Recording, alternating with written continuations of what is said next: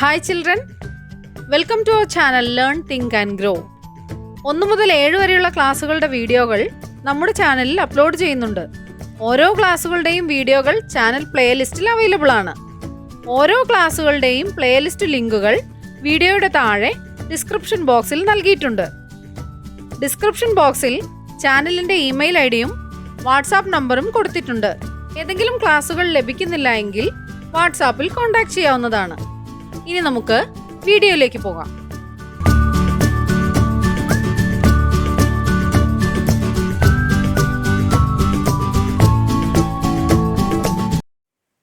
Unit 2 സ്വപ്നങ്ങൾ വാക്കുകൾ. അടയ്ക്കപെറുക്കുന്നവർ.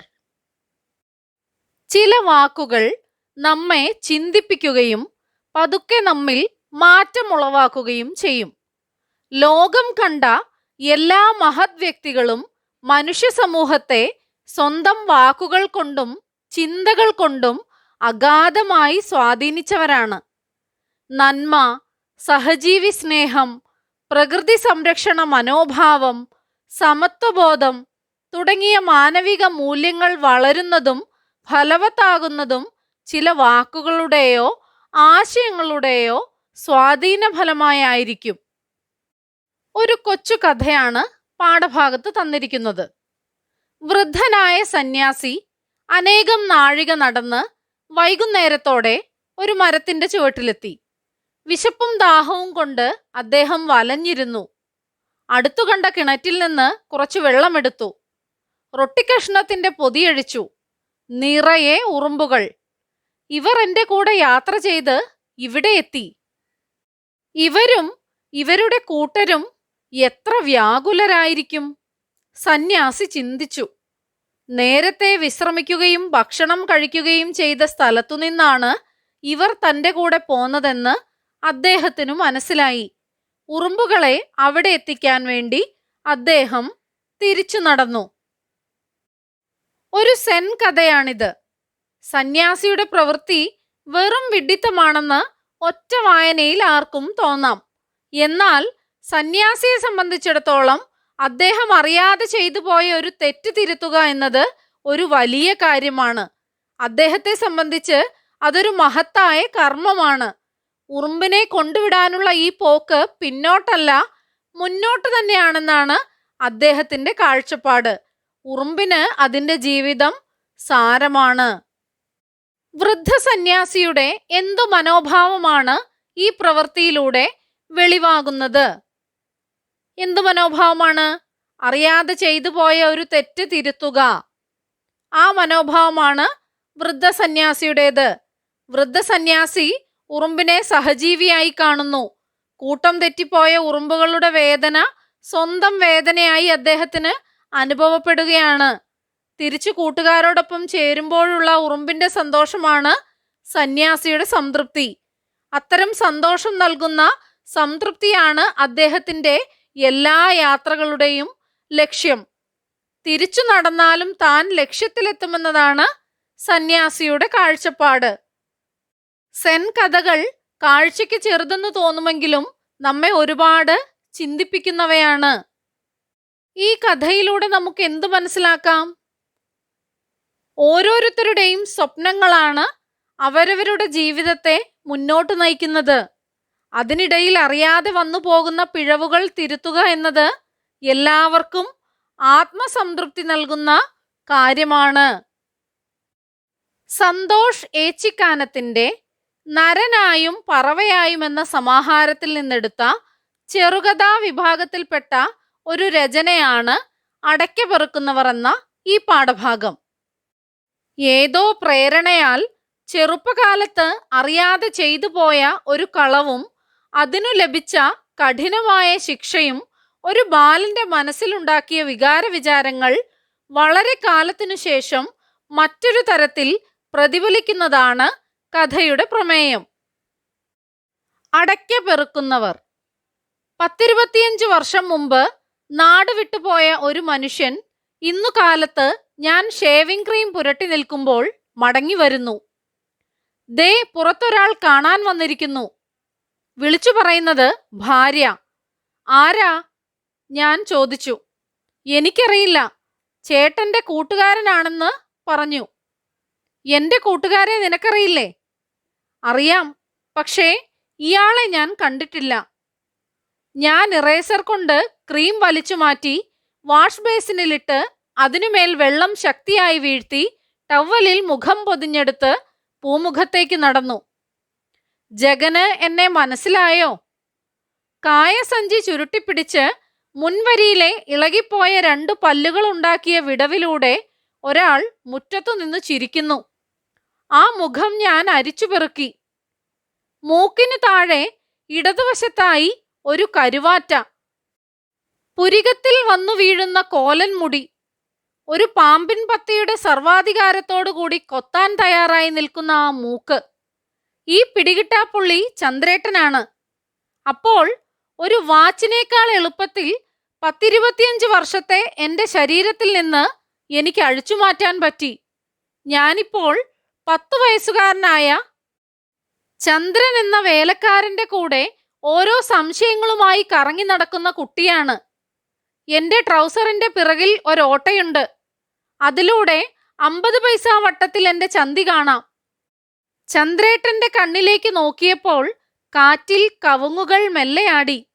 ഞാൻ ആ കൈകൾ അമർത്തിപ്പിടിച്ചു. എനിക്ക് ഓർമ്മ വച്ച നാൾ തൊട്ട് ചന്ദ്രേട്ടൻ ഞങ്ങളുടെ ഒലക്കോട്ടിൽ കിടക്കുന്നുണ്ട്.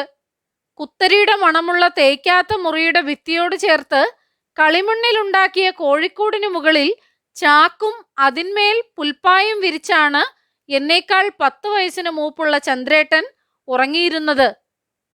എന്താണ് ഈ ഭാഗത്ത് പറയുന്നത്? 10-25 വർഷം മുമ്പ് നാട് വിട്ടുപോയ ഒരാൾ പെട്ടെന്നൊരു ദിവസം ജഗൻ എന്നയാളുടെ വീട്ടുമുറ്റത്ത് വന്നു നിൽക്കുന്നു. എന്നിട്ട് ചോദിക്കുകയാണ്, ജഗൻ എന്നെ മനസ്സിലായോ? അപ്പോൾ വന്നയാളുടെ മുഖവും രൂപവുമെല്ലാം ജഗൻ സൂക്ഷ്മം നിരീക്ഷിക്കുകയാണ്.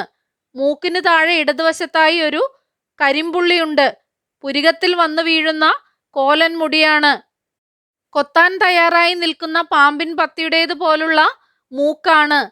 അപ്പോൾ അയാൾക്ക് ആളെ മനസ്സിലായി. അതാരാണ്? ചന്ദ്രേട്ടനാണ്. പെട്ടെന്ന് ചന്ദ്രേട്ടനെ കണ്ടപാടെ അയാൾ 25 വർഷം പിന്നിലേക്ക് പോവുകയാണ്. ഒരു വാച്ചിനേക്കാൾ എളുപ്പത്തിൽ 10-25 വർഷത്തെ എൻ്റെ ശരീരത്തിൽ നിന്ന് എനിക്ക് അഴിച്ചു മാറ്റാൻ പറ്റി എന്ന് പറഞ്ഞാൽ എന്താണ്? 10 വയസ്സുകാരനായ കുട്ടിയായി മാറി ചന്ദ്രേട്ടനെ കണ്ടപാടെ. ചന്ദ്രൻ എന്ന വേലക്കാരന്റെ കൂടെ ഓരോ സംശയങ്ങളും ചോദിച്ചുകൊണ്ട് കറങ്ങി നടന്നിരുന്ന ആ 10 വയസ്സുകാരനായ കുട്ടിയായി താൻ മാറി.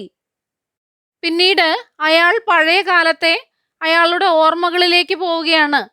അയാൾക്ക് ഓർമ്മ വച്ച നാൾ തൊട്ട് ചന്ദ്രേട്ടൻ അവരുടെ വീട്ടിലെ ഒലക്കോട്ടിൽ കിടക്കുന്നുണ്ട്.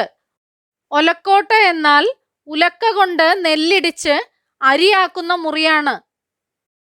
കുത്തരിയുടെ മണമുള്ള തേക്കാത്ത മുറിയുടെ ഭിത്തിയോട് ചേർത്ത് കളിമണ്ണിലുണ്ടാക്കിയ കോഴിക്കൂടിനു മുകളിൽ ചാക്കും അതിനുമേൽ പുൽപ്പായയും വിരിച്ചാണ് എന്നേക്കാൾ 10 വയസ്സിന് മൂപ്പുള്ള ചന്ദ്രേട്ടൻ ഉറങ്ങിയിരുന്നത്. നേരം പരപരാന്ന് വെളുക്കുമ്പോ മുത്തശ്ശൻ ചുരുണ്ടു കിടക്കുന്ന ചന്ദ്രേട്ടനെയും വിളിച്ച് അടയ്ക്ക പെറുക്കാൻ തോട്ടത്തിലേക്ക് പോകും. മഞ്ഞു പുരണ്ട പുല്ലിലൂടെ നടക്കാൻ ഇഷ്ടമായതുകൊണ്ട് പിറകെ ഞാനും ചാടിയിറങ്ങും. ഞങ്ങളുടെ ഒച്ച കേൾക്കുമ്പോൾ കവുങ്ങുകൾക്കിടയിൽ തങ്ങി നിൽക്കുന്ന നേരിയ ഇരുട്ടിൽ നിന്ന് ചുണ്ടിൽ പഴുത്ത അടയ്ക്കയുടെ ചാറുപറ്റിയ വവ്വാലുകൾ പറന്നുകളിക്കും. വവ്വാലുകൾ ഈമ്പിയിട്ട അടയ്ക്കകൾ പെറുക്കുന്നതിനിടയിൽ ചന്ദ്രേട്ടൻ ചിലപ്പോൾ തീ പോലെ ചുവന്ന ഒരെണ്ണമെടുത്ത് എൻ്റെ കവിളിൽ മെല്ലെ തഴുകും. എനിക്കപ്പോൾ എന്തെന്നില്ലാത്ത സുഖം തോന്നും. അപ്പോൾ എൻ്റെ കണ്ണുകൾ മെല്ലെ അടയും. ഇത്രയും കാലം ചന്ദ്രേട്ടൻ എവിടെയായിരുന്നു? ഞാൻ ചോദിച്ചു. ഒരുപാട് നാളുകൾക്ക് ശേഷം തിരികെ വന്ന ചന്ദ്രേട്ടനെ കണ്ടപ്പോൾ തൻ്റെ കുട്ടിക്കാലത്ത് കവുങ്ങിൻ തോട്ടത്തിൽ അടയ്ക്ക പെറുക്കാൻ പോവുന്നതും നേരം വെളുത്തു വരുമ്പോൾ തോട്ടത്തിലെ പ്രഭാത കാഴ്ചകളുമെല്ലാം ജഗൻ ഓർത്തെടുക്കുകയാണ്. എന്നിട്ട് ചന്ദ്രേട്ടനോട് ചോദിക്കുന്നു, ഇത്രയും കാലം ചന്ദ്രേട്ടൻ എവിടെയായിരുന്നു? വിളമ്പി വെച്ച പ്രാതലിൽ നിന്ന് കണ്ണെടുക്കാതെ അയാൾ സ്വന്തം ഒന്ന് ചിരിച്ചു. മൂക്കിന്റെ അറ്റം തടവി തെല്ലിട മിണ്ടാതെ ഇരുന്ന് പിന്നെ ഇഡലി എടുത്ത് കഴിക്കാൻ തുടങ്ങി. കുടുംബമൊക്കെ? വീട്ടിൽ കയറി വന്ന ഭർത്താവിന്റെ പഴയ കൂട്ടുകാരനോട് എന്തെങ്കിലും ചോദിക്കണമല്ലോ എന്നു കരുതിയാവും രേഖ ഇത്തിരി ചട്നി പലഹാരത്തിനുമേലൊഴിച്ച് ഒരു സൗഹൃദ സംഭാഷണത്തിന് തുടക്കമിട്ടു. ചന്ദ്രേട്ടൻ അതിനും ഉത്തരം പറഞ്ഞില്ല. പക്ഷേ ഇത്തവണ മുഖത്ത് ചിരിയുണ്ടായില്ല. കഴിച്ചു കഴിഞ്ഞ പാത്രമെടുത്ത് ചന്ദ്രേട്ടൻ പുറത്തേക്ക് നടന്നു. ഭാര്യ എന്നെ നോക്കി. കഴുകിയ പ്ലേറ്റ് ചന്ദ്രേട്ടൻ അടുക്കളപ്പുറത്തു കമഴ്ത്തി വെച്ച് പൂമുഖത്തേക്ക് നടന്നു. മുറ്റത്തെ പിണിയിൽ കുത്തിയിരുന്ന് തോട്ടത്തിലേക്കു കണ്ണയച്ചു. ഇടയ്ക്കെന്നെ ഒന്ന് തറപ്പിച്ചു നോക്കി. ഈ തോട്ടം നീ ഇങ്ങനെ അലങ്കോലമാക്കി കളഞ്ഞില്ലേ എന്ന പരിഭവവും അമർഷവുമൊക്കെ ആ കണ്ണുകളിൽ ഉണ്ടായിരുന്നു. ജഗന്റെ ഭാര്യ രേഖ വിളമ്പി വെച്ച പ്രാതലെല്ലാം കഴിച്ച് ചന്ദ്രേട്ടൻ പാത്രവും കഴുകി അടുക്കളയിൽ വച്ചിട്ട് മുറ്റത്തേക്കിറങ്ങി തോട്ടമൊക്കെ നോക്കുകയാണ്. മുറ്റത്തേക്കിറങ്ങി എവിടെ ഇരുന്നു എന്നാണ് പറയുന്നത്? പിണി. പിണി എന്നാൽ മുറ്റവരമ്പ്. മുറ്റവരമ്പത്തിരുന്ന് തോട്ടത്തിലേക്ക് നോക്കുകയാണ്. ഇടയ്ക്ക് ജഗനെയും ഒന്ന് തറപ്പിച്ചു നോക്കി. ആ നോട്ടത്തിന്റെ അർത്ഥം എന്താവാമെന്നാണ് ജഗൻ പറയുന്നത്? ഈ തോട്ടം നീ ഇങ്ങനെ അലങ്കോലമാക്കി കളഞ്ഞില്ലേ എന്ന പരിഭവവും അമർഷവുമൊക്കെ ആവാം ആ നോട്ടത്തിലുണ്ടായിരുന്നത്. മുത്തശ്ശൻ മരിച്ചപ്പോൾ എന്റെ അമ്മയ്ക്ക് ഭാഗം കിട്ടിയതാണ്. അമ്മ ചേച്ചിയുടെ കൂടെ ഷാർജയിൽ സ്ഥിരതാമസമാക്കിയപ്പോൾ തോട്ടത്തിന്റെ അവകാശി ഞാനായി. ഒരു ബുക്ക് പബ്ലിഷിംഗ് കമ്പനി തരക്കേടില്ലാതെ നടത്തിക്കൊണ്ടു പോകുന്നതിനിടയിൽ എനിക്ക് തോട്ടം നോക്കാൻ നേരം കിട്ടാതായി. കാട് വെട്ടി തെളിച്ചിട്ട് വർഷം 2 കഴിഞ്ഞു. തടമെടുക്കാറില്ല, വളം ചെയ്യാറില്ല. അതിനിടയിൽ പലതരം രോഗങ്ങൾ ബാധിച്ച് ഭൂരിഭാഗം കവുങ്ങുകളുടെയും തല പോയി. പന്തലിനും വേലിക്കുമൊക്കെയായി ആളുകൾ വന്ന് ചിലതൊക്കെ വെട്ടിക്കൊണ്ടുപോയി. ഇയാൾ ഇന്ന് പോവോ? രേഖ ചോദിച്ചു. പുറമെ അതിഥിയോട് ഇത്തിരി വാത്സല്യമൊക്കെ കാണിച്ചെങ്കിലും തികച്ചും അജ്ഞാതനായ ഒരാളുടെ സാന്നിധ്യം അവളെ അലട്ടി തുടങ്ങിയിട്ടുണ്ടെന്ന് ആ ചോദ്യത്തിൽ നിന്ന് മനസ്സിലായി. അറിയില്ല, ഞാൻ പറഞ്ഞു. അവൾ എന്നെ രൂക്ഷമായി നോക്കി അകത്തേക്ക് വലിഞ്ഞു. ചന്ദ്രേട്ടൻ നേരെ തോട്ടത്തിലേക്കിറങ്ങി. മെഷീൻ പുരയൊക്കെ ചിതലരിച്ച് ഒരു ഭാഗം അങ്ങനെ തന്നെ ഒടിഞ്ഞു തൂങ്ങിക്കിടക്കുന്നു. തുരുമ്പിച്ച പൈപ്പിനുമേൽ കുറെ മരത്തവളകൾ. ചന്ദ്രേട്ടനെ കണ്ടതും അവ ഉറക്കെ കരഞ്ഞു. കിണറ്റിൽ നിറയെ പായലാണ്. കവുങ്ങിൽ നിന്ന് വല്ലപ്പോഴും ഒരു കളിയടയ്ക്ക കുതിച്ചു വന്ന് അതിന്റെ പായലുകൾ പതുക്കെ നീക്കും. വീണ്ടും പഴയ പോലെയാകും. അതോടെ കവുങ്ങും കിണറും തമ്മിലുള്ള ഓർമ്മ പുതുക്കൽ അവസാനിക്കും. വന്ന അതിഥി ഇന്ന് പോകുമോ എന്ന് ജഗന്റെ ഭാര്യ രേഖ ജഗനോട് ചോദിക്കുകയാണ്. അവൾക്ക് ചന്ദ്രേട്ടൻ അജ്ഞാതനായ ഒരാളാണ്. അജ്ഞാതനായ ഒരാളുടെ സാന്നിധ്യം അവളെ അലട്ടി തുടങ്ങിയിട്ടുണ്ടെന്ന് ജഗന് തോന്നി. ചന്ദ്രേട്ടൻ നേരെ തോട്ടത്തിലേക്ക് ഇറങ്ങുന്നു. മെഷീൻ പുരയൊക്കെ ചിതലരിച്ച് ഒരു ഭാഗം അങ്ങനെ തന്നെ ഒടിഞ്ഞു തൂങ്ങി കിടക്കുകയാണ്. തുരുമ്പിച്ച പൈപ്പിന് മേൽ കുറെ മരത്തവളകൾ ഇരിക്കുന്നു. കിണറ്റിലെല്ലാം പായൽ നിറഞ്ഞു കിടക്കുന്നു. കവുങ്ങിൽ നിന്ന് വല്ലപ്പോഴും ഒരു അടയ്ക്ക കിണറ്റിൽ വീഴുമ്പോഴാണ് കിണറ്റിലൊരു ഓളമുണ്ടാവുന്നത്. വീണ്ടും അത് പഴയ പോലെ തന്നെ പായൽ മൂടി കിടക്കുന്നു. ചന്ദ്രേട്ടനെ തോട്ടത്തിൽ ഉപേക്ഷിച്ച് ഞാൻ കാർ സ്റ്റാർട്ട് ചെയ്തു. ഇത്ര താമസിച്ചപ്പോഴേക്കും ഓഫീസിൽ നിന്ന് വിളി വന്നു. ചന്ദ്രേട്ടൻ തോട്ടത്തിലേക്ക് പോയി. ജഗൻ ഓഫീസിലേക്ക് പോകാനും ഇറങ്ങി. രാത്രി തിരിച്ചെത്തി കാർ പോർച്ചിൽ കയറ്റുന്നതിനിടയിൽ ഭാര്യ ഓടി വന്നു. കാലത്ത് മുഖത്തു കണ്ട നീരസവും ഭയവും ഒക്കെ മാറി അവൾ ആകപ്പാടെ സന്തോഷത്തിലാണ്. എന്റെ കയ്യിൽ പിടിച്ചു വലിച്ച് രേഖ ഒലക്കോട്ടിനു നേരെ നടന്നു. ലൈറ്റ് ഇട്ടു. കോഴിക്കോട്ടിന് പുറത്ത് പാവിരിച്ച് ഉറങ്ങിക്കിടക്കുന്ന ചന്ദ്രേട്ടൻ. ചുമരിലെ ആണിയിൽ തൂക്കിയിട്ടിരിക്കുന്ന കായസഞ്ചി. ചന്ദ്രേട്ടനെ വിളിച്ചുണർത്തി പച്ചപ്പുല്ലിലെ മഞ്ഞുതുള്ളികൾ ചവിട്ടിപ്പൊട്ടിച്ചുകൊണ്ട് തോട്ടത്തിലേക്ക് ഓടണമെന്ന് എനിക്ക് തോന്നി. മഞ്ഞിൽ കഴുകിയെടുത്ത എന്റെ ഉള്ളം കാലുകൾ, അതിൽ പറ്റിയ തൊട്ടാവാടിയുടെ വിത്ത്, തള്ളവിരൽ മുറിച്ചു കിടക്കുന്ന ഒരു കുഞ്ഞുറുമ്പ്, അകത്തു കിടത്താമായിരുന്നില്ലേ? ഞാൻ ഭാര്യയെ കുറ്റപ്പെടുത്തി. പറഞ്ഞതാ, പക്ഷേ കേൾക്കേണ്ടേ? ഇന്നു മുഴുവൻ തോട്ടത്തിലായിരുന്നു. കാടൊക്കെ കുറെ വെട്ടി. മണ്ട പോയ കവുങ്ങുകൾ മുറിച്ചു മാറ്റാൻ ആൾക്കാരെ ഏർപ്പാടാക്കിയിട്ടുണ്ട്. എന്തിനാണ് ചന്ദ്രേട്ടൻ വീണ്ടും ഈ തോട്ടം അന്വേഷിച്ചു വന്നത്? ആലോചിച്ചിട്ട് എനിക്കൊരെത്തും പിടിയും കിട്ടിയില്ല. 1 മാസം കൊണ്ട് തോട്ടത്തിന്റെ രൂപം തന്നെ മാറി. വരിയൊപ്പിച്ചു നട്ട പുതിയ കവുങ്ങിൻ തൈകൾ കാറ്റിലാടി. രാത്രി ജോലി കഴിഞ്ഞ് തിരിച്ചെത്തിയ ജഗൻ കാണുന്നത് ഒലക്കോട്ടിൽ കോഴിക്കൂടിന് പുറത്ത് ഉറങ്ങിക്കിടക്കുന്ന ചന്ദ്രേട്ടനെയാണ്. അങ്ങനെ ഉറങ്ങിക്കിടക്കുന്ന ചന്ദ്രേട്ടനെ കണ്ടപ്പോൾ ജഗൻ വീണ്ടും പഴയ ഓർമ്മകളിലേക്ക് പോയി. ചന്ദ്രേട്ടനെ വിളിച്ചുണർത്തി പച്ചപ്പുല്ലിലെ മഞ്ഞുതുള്ളികൾ ചവിട്ടിപ്പൊട്ടിച്ചുകൊണ്ട് അതിരാവിലെ തോട്ടത്തിലേക്ക് ഓടുന്ന ആ കുട്ടിയെയാണ് ജഗൻ ഓർമ്മ വന്നത്. ചന്ദ്രേട്ടനോട് അകത്തു കിടക്കാൻ പറയാമായിരുന്നില്ലേ എന്ന് ജഗൻ ഭാര്യയോട് ചോദിക്കുന്നു. പറഞ്ഞിട്ടു കേട്ടില്ല എന്നും പകൽ മുഴുവൻ തോട്ടത്തിലായിരുന്നു ചന്ദ്രേട്ടനെന്നും കാടൊക്കെ വെട്ടിത്തെളിച്ച് മണ്ട പോയ കവുങ്ങുകൾ മുറിച്ചു മാറ്റാൻ ആളെ ഏർപ്പാടാക്കിയിട്ടുണ്ട് എന്നുമെല്ലാം ജഗന്റെ ഭാര്യ അയാളോട് പറയുകയാണ്. അപ്പോൾ ജഗൻ ഓർക്കുകയാണ്, എന്തിനാണ് ചന്ദ്രേട്ടൻ വീണ്ടും ഈ തോട്ടം അന്വേഷിച്ചു വന്നത്? ആലോചിച്ചിട്ട് ജഗൻ ഒരു ഉത്തരവും കിട്ടുന്നില്ല. ചന്ദ്രേട്ടൻ വന്ന് 1 മാസം കഴിഞ്ഞപ്പോഴേക്കും തോട്ടമാകെ മാറി. വരിയൊപ്പിച്ചു നട്ട പുതിയ കവുങ്ങിൻ തൈകളെല്ലാം തോട്ടത്തിൽ കാറ്റിലാടി നിൽക്കുന്നത് കാണാം. കിണറ്റിലെ ചപ്പുചവറുകൾ നീക്കി. ഡീസൽ മെഷീൻ വീണ്ടും പ്രവർത്തന സജ്ജമായി. തെളിഞ്ഞ വെള്ളത്തിൽ തവളകൾ ചാടിമറഞ്ഞു. തോട്ടിൽ ചിറ ഉയർന്നു. ഒരു കൊക്ക് വന്നു വെള്ളത്തിലേക്ക് നോക്കി. ചന്ദ്രേട്ടൻ വന്നപ്പോഴുള്ള തോട്ടത്തിന്റെ അവസ്ഥ എന്തായിരുന്നു? ഇപ്പോഴെങ്ങനെയാണ്? ചന്ദ്രേട്ടൻ വന്നു, കിണറെല്ലാം വൃത്തിയാക്കി, ഡീസൽ മെഷീൻ വീണ്ടും പ്രവർത്തന സജ്ജമാക്കി, തോട്ടത്തിലേക്ക് വെള്ളം എത്തിക്കാനുള്ള സൗകര്യമെല്ലാം ശരിയാക്കിയെടുത്തു. ഒരാളെ വെറുതെ ഇങ്ങനെ പണിയെടുപ്പിക്കുന്നത് ശരിയാണോ? കൂലിയായി എന്തെങ്കിലും ഒരു തുക പറഞ്ഞുറപ്പിക്കണമെന്ന് ജഗൻ ആലോചിച്ചു. വേതനത്തിന്റെ കാര്യത്തെപ്പറ്റി സംസാരിച്ചപ്പോൾ ചന്ദ്രേട്ടൻ ഒന്നും പറയാതെ പതിവ് പോലെ എന്നെ നോക്കി ചിരിച്ച് പണി സാധനങ്ങളുമായി തോട്ടത്തിലേക്ക് നടന്നു. ജോലി ചെയ്യുന്നതിന് കൂലി വേണ്ടേ എന്ന് ജഗൻ ചോദിച്ചപ്പോൾ ചിരി മാത്രമായിരുന്നു ചന്ദ്രേട്ടന്റെ മറുപടി. ചിരിച്ചുകൊണ്ട് പണിസാധനങ്ങളുമായി ചന്ദ്രേട്ടൻ തോട്ടത്തിലേക്ക് നടന്നു. ഈ ചന്ദ്രേട്ടൻ കള്ളനായിരുന്നോ? ഒരു ദിവസം അത്താഴം കഴിച്ചുകൊണ്ടിരിക്കുമ്പോൾ ഭാര്യ എടുത്തടിച്ച പോലെ ചോദിച്ചു, മൂപ്പർക്ക് മോഷണത്തിന്റെ പരിപാടിയൊക്കെ ഉണ്ടായിരുന്നു എന്ന് കേട്ടു. ചുറ്റുവട്ടത്തുള്ളവർ തന്നെയാ പറഞ്ഞത്, ശരിയാണോ? ഞാൻ ഒന്നും മിണ്ടിയില്ല.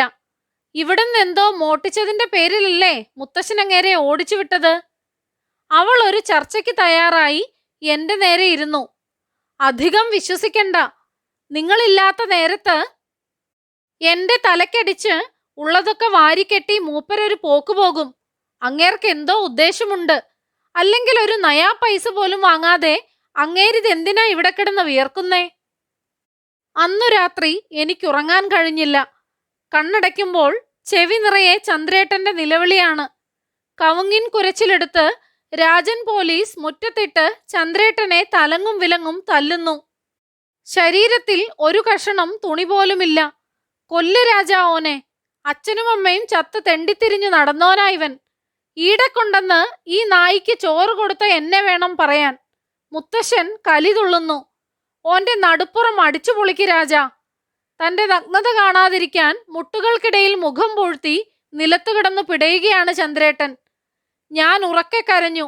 അമ്മ എന്റെ വായ പൊത്തി. ഓൻ കള്ളജാതിയാ, ഓൻ അത് കിട്ടണം.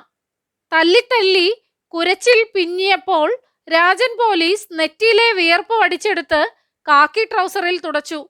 സോക്സ് വലിച്ചു കയറ്റി കൂർമ്പൻ തൊപ്പി നെറുകയിൽ വച്ചു. തന്റെ കുട്ടിക്കാലത്ത് വീട്ടുമുറ്റത്തിട്ട് പോലീസ് ചന്ദ്രേട്ടനെ തല്ലുന്നത് അന്നു രാത്രി കിടന്നപ്പോൾ ജഗൻ ഓർക്കുകയാണ്. ചന്ദ്രേട്ടന്റെ നിലവിളിയാണ് കണ്ണടയ്ക്കുമ്പോൾ കാതിൽ മുഴങ്ങുന്നത്. പോലീസ് മുറ്റത്തിട്ട് ചന്ദ്രേട്ടനെ തലങ്ങും വിലങ്ങും തല്ലുന്നു. എന്തിനാണ്? എന്തോ മോഷ്ടിച്ചു എന്ന് പറഞ്ഞിട്ടാണ് തല്ലുന്നത്.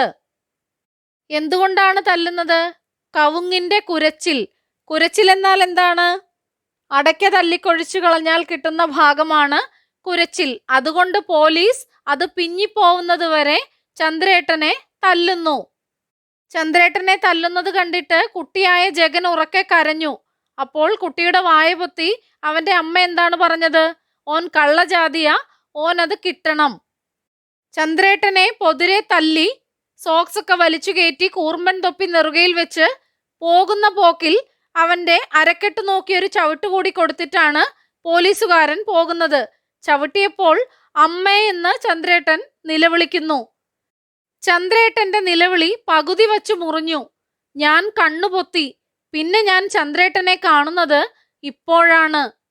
പുസ്തക കച്ചവട രംഗത്തുണ്ടായ നഷ്ടം എനിക്ക് വലിയ ബാധ്യതകൾ ഉണ്ടാക്കി.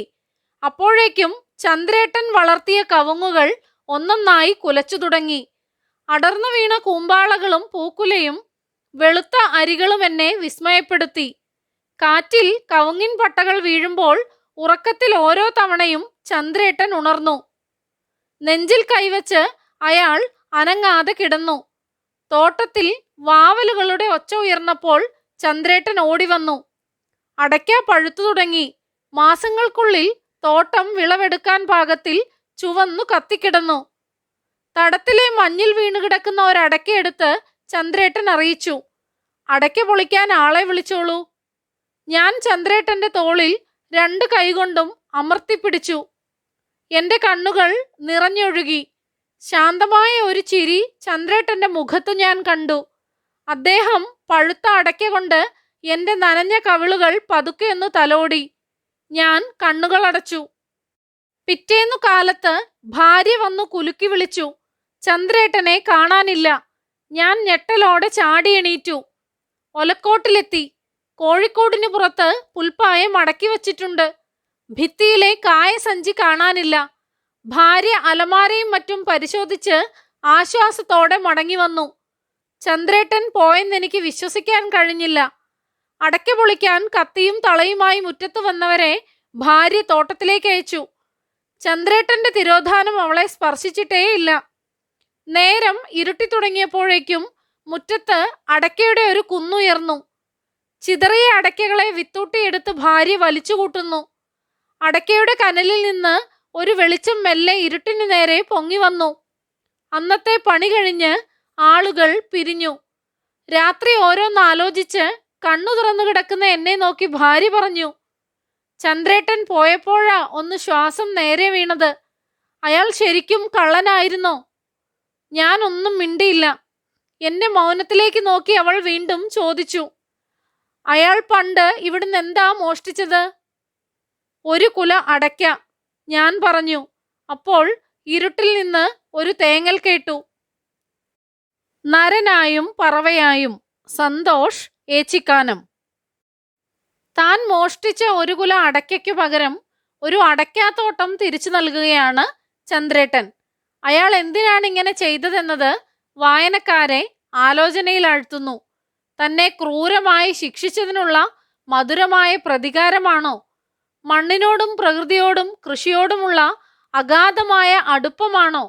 അത് വായിച്ചെടുക്കലാണ് കഥയുടെ ആസ്വാദനത്തിലൂടെ സാധ്യമാകുന്നത്. പാഠഭാഗത്തെ ചില അർത്ഥങ്ങളാണ് കൊടുത്തിട്ടുള്ളത്. കരുവാറ്റ, കരിമ്പുള്ളി. ഒലക്കോട്ട്, ഉലക്ക കൊണ്ട് നെല്ലിടിച്ച് അരിയാക്കുന്ന മുറി. കുരച്ചിൽ, അടയ്ക്ക തല്ലിക്കൊഴിച്ചു കഴിഞ്ഞാൽ കിട്ടുന്ന ഭാഗം. പിണി, മുറ്റവരമ്പ്. വിത്തൂട്ടി, വിത്ത് വലിച്ചു കൂട്ടുന്ന ഒരു നാടൻ ഉപകരണം. വായിക്കാം, കണ്ടെത്താം. ഈ കഥയിലെ പ്രധാന കഥാപാത്രങ്ങൾ ആരൊക്കെ? അവരെ അവതരിപ്പിച്ചിരിക്കുന്നതെങ്ങനെ? ചർച്ച ചെയ്യുക. ഈ കഥയുടെ പശ്ചാത്തലം എവിടെയാണ്? നിറയെ അടയ്ക്കാത്തോട്ടങ്ങളൊക്കെയുള്ള ഒരു സ്ഥലമാണ്. കേരളത്തിൽ കാസർഗോഡ് ജില്ലയിലാണ് അടയ്ക്കാത്തോട്ടങ്ങൾ വ്യാപകമായി കാണുന്നത്. കഥയിലെ പ്രധാന കഥാപാത്രങ്ങൾ ആരൊക്കെയാണ്? ജഗൻ, ചന്ദ്രേട്ടൻ, രേഖ എന്നിവരാണ് കഥയിലെ പ്രധാന കഥാപാത്രങ്ങൾ. എങ്ങനെയാണ് അവരെ അവതരിപ്പിച്ചിരിക്കുന്നത്? ദേ പുറത്ത് ഒരാൾ കാണാൻ വന്നിരിക്കുന്നു എന്ന ഒരു വിളിയിലൂടെയാണ് ജഗനെയും ഭാര്യയെയും ചന്ദ്രേട്ടനെയും കഥാകൃത്ത് അവതരിപ്പിച്ചിരിക്കുന്നത്. വിളിച്ചതാരാണ്? രേഖ. ആരെയാണ് വിളിക്കുന്നത്? ജഗനെയാണ്. വിളിച്ചു പറഞ്ഞത് ചന്ദ്രേട്ടനെ കുറിച്ചാണ്. ചന്ദ്രേട്ടനെ കുറിച്ചുള്ള ജഗന്റെ ഓർമ്മകൾ എന്തെല്ലാം? അവയിൽ നിങ്ങളുടെ മനസ്സിനെ സ്പർശിച്ചതെന്ത്? എന്തെല്ലാം ഓർമ്മകളാണുള്ളത് ജഗന്? കുട്ടിക്കാലത്ത് തോട്ടത്തിൽ അടയ്ക്ക പെറുക്കാൻ കൂടെ പോയത്, അടയ്ക്ക മോഷ്ടിച്ചതിന് പോലീസിന്റെ അടിയേറ്റ് പിടയുന്നത് എന്നിവയാണ് ചന്ദ്രേട്ടനെ കുറിച്ചുള്ള ജഗന്റെ ഓർമ്മകൾ. എന്തിനാണ് ചന്ദ്രേട്ടൻ വീണ്ടും ഈ തോട്ടം അന്വേഷിച്ചു വന്നത്? ആലോചിച്ചിട്ട് എനിക്കൊരെത്തും പിടിയും കിട്ടുന്നില്ല. ജഗന്റെ ഈ ചോദ്യത്തിന് നിങ്ങൾക്ക് എന്തുത്തരം നൽകാനാകും? കളവ് ചെയ്തതിനുള്ള പ്രായശ്ചിത്തമാണോ? ക്രൂരമായ ശിക്ഷ ലഭിച്ചതിനുള്ള മധുര പ്രതികാരമാണോ? അതോ കൃഷിയോടുള്ള അഭിനിവേശമാണോ? എന്താണ് കൂട്ടുകാർക്ക് തോന്നുന്നത്? വിശകലനം ചെയ്യാം.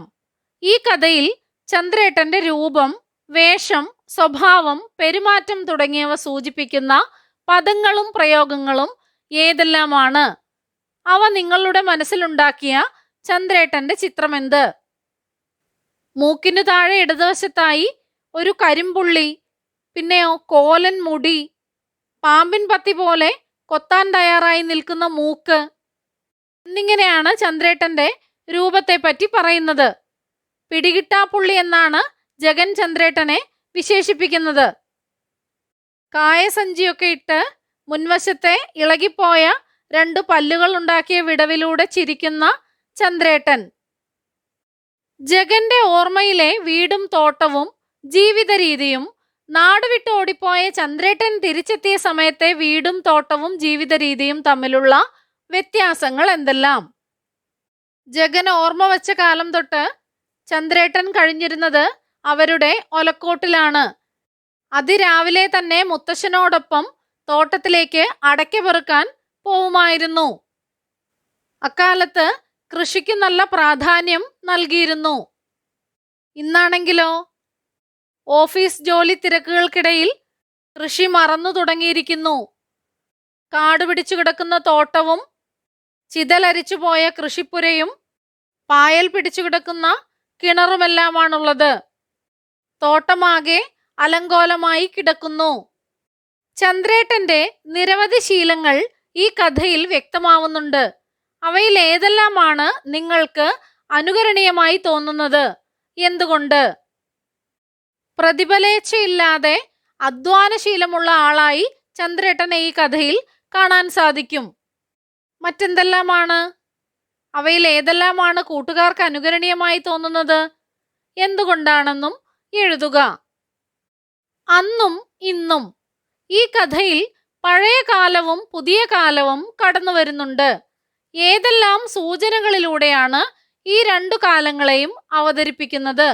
കുറിപ്പ് തയ്യാറാക്കുക. നേരിട്ട് വിവരിക്കുന്നതിനു പുറമെ കഥയുടെ കാലഘട്ടങ്ങൾ സൂചിപ്പിക്കാൻ എന്തെല്ലാമായിരിക്കും ഉപയോഗിക്കുക? അതത് കാലത്തെ ജീവിതോപകരണങ്ങൾ, പ്രകൃതി, ജീവിത രീതി. അന്നെങ്ങനെയെല്ലാമായിരുന്നു? ചന്ദ്രേട്ടനോടൊപ്പം ജഗൻ കുട്ടിക്കാലത്ത് അടയ്ക്കാത്തോട്ടത്തിൽ പോയതിന്റെ വിവരണം. പഴയകാലത്തിന്റെ കഥ പറയുന്നു. ചന്ദ്രേട്ടൻ ഉറങ്ങുന്ന ഇടം, കാർഷികോപകരണങ്ങൾ.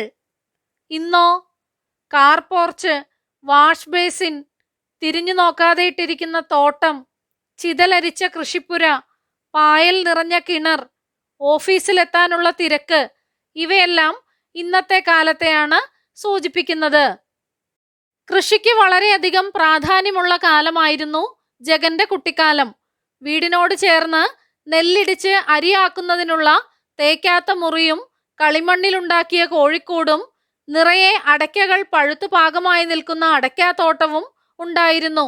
അതിരാവിലെ ഉണർന്നെഴുന്നേറ്റ് കാർഷിക വൃത്തിയിൽ ഏർപ്പെടുന്നവരാണ് അന്നുണ്ടായിരുന്നത്.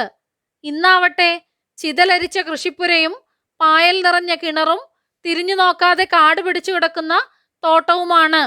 തലപോയ കവുങ്ങുകളുമെല്ലാം. കൃഷിയോടുള്ള താല്പര്യം ഇന്നത്തെ ജനതയ്ക്ക് കുറഞ്ഞു. തിരക്കിട്ട ജീവിതവും ഓഫീസ് ജോലിയുമാണ് ഇപ്പോഴുള്ളത്. അർത്ഥതലങ്ങൾ കണ്ടെത്താം. അപ്പോൾ ഇരുളിൽ നിന്നൊരു തേങ്ങൽ കേട്ടു. ആരുടെ തേങ്ങലാവാം അത്? ആ തേങ്ങലിന് പിന്നിലുള്ള വികാരങ്ങൾ എന്തൊക്കെയാവും? രേഖയുടേതാണോ? ജഗന്റേതാണോ? ചന്ദ്രേട്ടന്റെ ആണോ? അതോ പ്രകൃതിയുടെ തന്നെ തേങ്ങലാണോ? എന്തിനായിരിക്കാം തേങ്ങുന്നത്? കുറ്റബോധത്തിൻ്റെതാണോ? അതോ സ്നേഹത്തിൻ്റെയും കടപ്പാടിൻ്റെയും വിവരിക്കാനാവാത്ത വികാരപ്രകടനമാണോ അത്? ജഗന്റെ ഡയറി. ചന്ദ്രേട്ടൻ മർദ്ദനത്തിനിരയായ ദിവസം ജഗൻ എഴുതാനിടയുള്ള ഡയറി എന്താവാം? എഴുതി നോക്കൂ. എങ്ങനെയാണ് എഴുതേണ്ടത്? നിങ്ങളെ തന്നെ ജഗനായി സങ്കല്പിച്ചിട്ട് വേണം ജഗന്റെ ഡയറി എഴുതാൻ. ചന്ദ്രേട്ടൻ മർദ്ദനത്തിനിരയായ സംഭവം ജഗന്റെ മനസ്സിലുണ്ടാക്കിയ പ്രതികരണം എന്തായിരിക്കും? ആ സംഭവം വായിക്കുമ്പോൾ നിങ്ങളുടെ മനസ്സിലുണ്ടാവുന്ന വിചാരവികാരങ്ങൾ എന്തായിരിക്കും? കൂട്ടുകാർ എഴുതി നോക്കൂ. വാക്കിന്റെ ഭംഗി. കുത്തരിയുടെ മണമുള്ള തേക്കാത്ത മുറി. കഥയിലെ ഈ പ്രയോഗം കൂട്ടുകാർ ശ്രദ്ധിച്ചില്ലേ? മുറിയെയാണ് എങ്ങനെ പറഞ്ഞിരിക്കുന്നത്? തേക്കാത്ത മുറി, മണമുള്ള തേക്കാത്ത മുറി, കുത്തരിയുടെ മണമുള്ള തേക്കാത്ത മുറി. ഓരോ വിശേഷണം ചേരുമ്പോഴും മുറി എന്ന വാക്കിന് വികാസമുണ്ടാവുന്നത് എങ്ങനെയാണ്? മുറി എന്ന് പറയുമ്പോൾ അതെങ്ങനെയുമാവാം. കൃത്യമായ ഒരു രൂപം മനസ്സിലുണ്ടാവുന്നില്ല. തേക്കാത്ത മുറി എന്ന് പറയുമ്പോൾ മുറിയുടെ അവസ്ഥ ഊഹിക്കാൻ കഴിയുന്നു. കുത്തരിയുടെ മണമുള്ള തേക്കാത്ത മുറി എന്ന് പറയുമ്പോഴുള്ള വ്യത്യാസം എന്താണ്? മുറിയുടെ അവസ്ഥയെക്കുറിച്ചുള്ള ചിത്രവും മുറിക്കകത്തെ ഗന്ധവും ഒന്നിച്ചു മനസ്സിലേക്ക് വരും. ഇത് ആ മുറിയിലെത്തിയ തോന്നൽ വായനക്കാരിൽ ഉണ്ടാക്കും. മുറിയുടെ വിശേഷണങ്ങളാണ് തേക്കാത്ത, മണമുള്ള എന്നിവ. മണത്തിനു വേറെ വിശേഷണമുണ്ട്, കുത്തരിയുടെ മണം. ഓരോ വിശേഷണം ചേർക്കുമ്പോഴും അവിടെ ഉദ്ദേശിച്ചിട്ടുള്ള വസ്തുവിന്റെ കൂടുതൽ സൂക്ഷ്മമായ ധാരണ വായനക്കാരന് കിട്ടുന്നു. നമ്മുടെ ചാനലിൽ അപ്ലോഡ് ചെയ്യുന്ന എല്ലാ വീഡിയോകളും കുട്ടികൾക്ക് ഉപകാരപ്പെടുന്നുവെന്നറിയിച്ച എല്ലാവർക്കും നന്ദി. 1 മുതൽ 7 വരെ ക്ലാസ്സുകളുടെ എല്ലാ വീഡിയോകളും നമ്മുടെ ചാനലിൽ അപ്ലോഡ് ചെയ്യുന്നതായിരിക്കും. അപ്ലോഡ് ചെയ്യുന്ന എല്ലാ വീഡിയോകളും കാണുന്നതിനായി ചാനൽ മെമ്പർഷിപ്പിൽ ജോയിൻ ചെയ്യാം. അതിനായി ചെയ്യേണ്ടത് ഇത്രമാത്രം. സബ്സ്ക്രൈബ് ബട്ടൺ അടുത്തായി ജോയിൻ എന്ന ബട്ടൺ കാണാം. അതിൽ ക്ലിക്ക് ചെയ്യുക. 1ഉം 2ഉം ക്ലാസ്സുകളുടെ വീഡിയോകൾ കാണുന്നതിനായി ഇവിടെ ക്ലിക്ക് ചെയ്യാം. 1 മുതൽ 4 വരെയുള്ള ക്ലാസ്സുകളുടെ വീഡിയോകൾ കാണുന്നതിനായി ഇവിടെ ക്ലിക്ക് ചെയ്യാം. 1 മുതൽ 7 വരെയുള്ള ക്ലാസ്സുകളുടെ വീഡിയോകൾ കാണുന്നതിനായി ഇവിടെ ക്ലിക്ക് ചെയ്യാം. ചാനലിൽ അപ്ലോഡ് ചെയ്യുന്ന എല്ലാ വീഡിയോകളും കാണുന്നതിനായി ഇവിടെ ക്ലിക്ക് ചെയ്യാം. Thank you.